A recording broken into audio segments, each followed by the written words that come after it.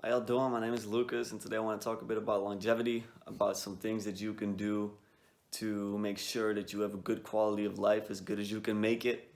And yeah, let's get right into it. Over time, most people will see their bone density worsen. And the only thing you can do to mitigate this is to implement resistance training into your regime. Every week, I advise you to do resistance training in the form of weights or resistance bands or body weight exercises, anything that gets you to that resistance threshold. Um, if you are familiar with exercises like these, like doing bench press or pull ups or push ups, and do them in a manner that is sufficiently hard for you so that you can hit that like maximum amount of 15 reps on one set. That's really going to help you mitigate that worsening of the bone density. So I really advise each and every one of you to do resistance training weekly, a couple times a week, preferably. And also, same thing with muscle mass. We also lose muscle mass over time if we do not take the proper actions to preserve that. So that includes resistance training as well, but it also includes eating the right stuff. So eating enough protein to make sure that your muscles can recover and build. So these are two things that I really recommend you all to do. Let's take a little bit of a deeper dive into the nutrition side of things for longevity. There's a lot of data on nutrition, and it's very conflicting. Some people eat carnivore, some people are vegans and they swear by it. What I try to do is I try to get the best of both worlds. I try to look at some things that are proven to be important for a diet. So what I do is I make sure I eat some form of meat or eggs, so I get the B vitamins and all the good stuff that comes along with animal products, because if you go full vegan, you will have to supplement. So I do try to get some of that into my diet. I also try to get enough protein. I'll get something up in the screen right now for how you can calculate how much protein you need. It's going to be very important to preserve muscle, like I said before. Also, I like to get the right amount of vitamins, so vitamin C, vitamin A as well. Vitamin A is also found in animal products. Vitamin C is found in fruits and vegetables like bell peppers. They're really good for vitamin C. Strawberries, apples, oranges. Obviously, the dosages are different, but these are just some examples. I advise you to look up a list of fruits and vegetables that contain lots of vitamin C. But just some basic stuff, like basic parameters of which I know are proven to help me for longevity and to help my immune system cope with all the diseases and things that we have to deal with in life. To add to that, I think it's important to know that you should not go overboard with nutrition on one thing. So don't get too obsessed with pure carnivore or pure vegan if you do not know what you're doing, because it is very possible that you build up deficits in certain nutrients.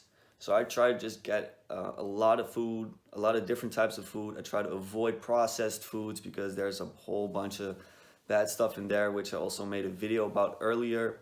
I try to avoid sugar, processed sugar, it's all pretty bad. I try to not eat too many high glycemic carbs that will spike up my blood sugar for obvious reasons.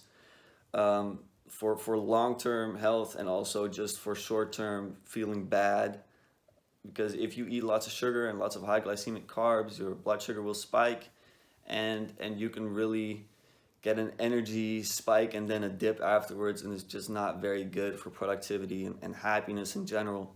So I try to just eat good food as far as I know it to be good. Try to eat natural foods, organic foods, and meat and fish and eggs. So keeping it simple, not going overboard with anything, getting the right nutrients, and just making sure that every important box is checked. And if you really want to get sure about this, you can always do a blood test to check if you got the proper nutrients, and they're getting cheaper by the day, so that's good. One last thing on the diet. It's very important to get enough omega-3s because the standard American or Western diet has a lot of omega-6 fats and very little omega-3 fats. And this may sound a bit complicated, but all you really need to know is that it's important to eat fatty fish, preferably at least twice a week. So 2 servings of salmon a week is gonna do the job. There's other fatty fish you can eat, but I really like to stick to salmon because it's just so delicious. You can also supplement omega-3s. I do that as well because fish is also very expensive. But bottom line is get fish into your diet, fatty fish with omega-3 fats, because omega-6 fats are already very abundant in most of your diets. They're in peanut butter, they're in popcorn, they're in so many processed products. We got way too much of that, and studies have shown that having the right balance of omega-3s and omega-6 is gonna make you feel a lot better too, so it can really mitigate depression too. Not making any promises, I'm just giving you some advice based on science. Now I wanna talk a bit about nutrition in terms of timing, so meal timing. We've heard a lot of things lately about fasting, and I myself eat once a day. I think if you are an adult, you will benefit greatly from skipping at least breakfast because it gives your body more time to process food. And also the thing of eating 3 meals a day and snacks in between is just very unnatural for human beings. If you think historically, for a long time, human beings have been out on the savannah and out in the wilderness hunting for their food, and food was very scarce. And now that it's in abundance, we try to eat everything we see around us, so we tend to overeat because there's just too much. So if you restrict your time windows in which you can eat, there's a good chance, if you control yourself well, that you do not overeat. And let's talk about overeating now for a little bit, because it's very obvious that you should not eat too much. And what I try to do to avoid overeating is fasting, like I talked about just now, but also eating less carbs and more proteins and fats because they are more satiating. Also eating some fibrous fruits, or some fibrous veggies, and sourdough crackers or bread that just contains a lot of fibers. That's also going to make you feel more full. So I try to look for more satiating foods, and I try to time my eating in a sense that I have less time to actually get that many calories, so I try not to overeat. But I still make mistakes. It's very hard, and do not feel ashamed about this. Just try to confront your flaws, and I hope this video can help you do that. Now, getting back to exercise, I talked about resistance training being essential earlier, but I think also aerobics, just running, walking, any type of cardio is going to be very important to maintain health. It's going to be very good for your heart to just spike up the heart rate a couple of times a week. I really advise you to at least 3 times a week go for a run or a swim or whatever. Just get that heart rate up for like 30-45 minutes. Doesn't have to be too intense. Just make sure you are giving your body enough stressors so that it can preserve its health. It's also very important for the heart. Let's talk about sleep. Sleep is a very interesting subject because we've always been taught that 8 hours is the way to go, but now some literature is showing that we do not actually have any evidence of that. What I try to do is I try to find my sweet spot, and I think the sweet spot is different for everybody. For me, it's about 7.5 hours. This is in line with the sleep cycles that are known. We all sleep in 90-minute cycles of different sleep states. And if you wake up at the end of one of those cycles, you're going to feel more refreshed. So that means waking up after 6 or 7.5 or 9 hours is going to make you feel better than waking up after 8 or 7 in general. Again, it's all very personal, but 7.5 works for me. And also what I try to do when it hits nighttime, I try to avoid coffee. I try to avoid food 2 to 3 hours before going to bed. I try to avoid screens and heavy lighting. Just calming down before bed, relaxing, and sleeping consistently. So a consistent amount of hours every night, and going to bed and waking up at around the same times every day. This is all a bit challenging, but I think these are some really good habits to get into your life, and they're gonna make sure that you're gonna live longer and a better life than you would if you wouldn't implement those habits. Now I want to talk about eyes for a second. We can all preserve our eyes if we make sure that we are not on our screens and in our books and everything for the whole day. There's an epidemic of eye problems because we're all focused on our screens and on things in close proximity. And we can really mitigate this by taking a break from that every 90 minutes of doing that. We can go outside and just look at some things in a distance just to relax your eyes a little bit.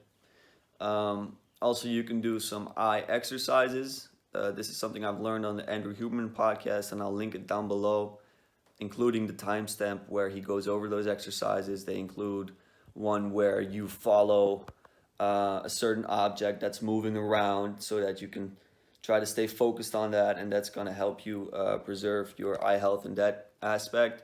And also one where he moves the pen close and far from his eyes and he tries to focus on it, but he explains it in more detail, so I'll just link that down below. I mentioned this in a video earlier, but I'd like to mention it again because it's very important to know.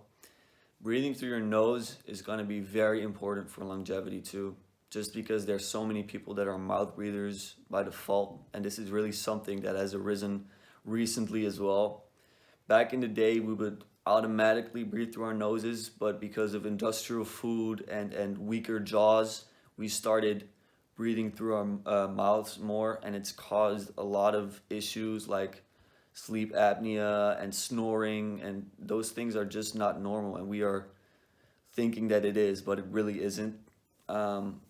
Also, during exercise, I try to use your nose. It's really going to give you some good results. It really has done so for me. So all this information I found in a book by James Nestor called Breath, and he really explains it all in grave detail, and I really advise you to read it because it's also just a very interesting book, and it also talks about other things like tongue posture and everything, but I'm not going to go into it. I also talked about this in an earlier video, like I said before, and I'll link it right now. You'll see it up on the screen. Lastly, I want to talk about stress a little bit. Stress is one of the major problems in our lives these days, and it's causing all sorts of health issues, and it's really also going to shorten your lifespan if you don't deal with it. So I already talked about exercise and eating well and sleeping well. They're all great things to do to mitigate stress, but you can also start to pick up meditation or yoga, just things that can really relax your mind and body, which are connected as well. And if you are doing things that you know are making you stressed on the long term, try to mitigate those, try to eliminate those from your life, really. It's going to be worth your while. I'd like to thank you for watching this video. I really enjoyed making it. I enjoyed talking about this stuff, even though I'm not an expert at all. I'm just sharing what I've learned. So yeah, if you like this video, please leave a like. If you enjoyed, please subscribe to my channel, and I'll see you for the next one tomorrow. Goodbye.